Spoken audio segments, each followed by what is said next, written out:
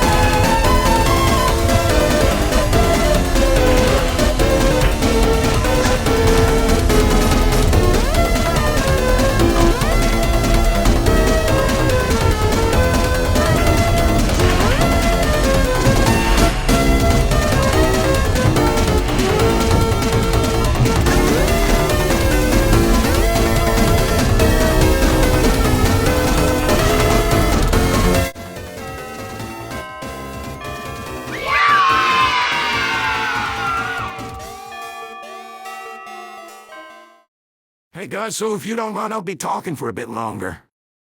I just wanted to say how grateful I am to have this small group of subscribers who genuinely enjoy my content. I remember starting off as someone posting inside jokes and dumb videos expecting no one to see it, but now I have 7 people who actively want to see more of what I make. Even if it is just simple Five Nights at Freddy's videos for the most part, that's still 7 more people than I was expecting when I came back to this channel. If you haven't noticed by now, I'm going to try to start uploading longer videos with higher production quality because I really want to show my gratitude for you all. I'm hoping that soon I can make my own intro and outro and have them be custom for what the video is, like characters from Clash Royale for those videos and the animatronics for FNAF videos like this. If you are interested in those ideas, then please leave a like or a comment explaining your viewpoints. I'd love to see what you all would enjoy seeing me create. Also, if some videos are too big of a project like the last FNAF video I made, then I might start uploading weekly instead of daily, but that won't happen anytime soon. If you are new to this channel and are just now seeing this video, please consider subscribing. You must have enjoyed this if you watched until this point of the video, plus it helps this channel out. Okay, I think that's all that I wanted to say. Thank you all so much for enjoying my simple content. I promise I'll pour more effort into these from now on. Have a blessed day, everyone.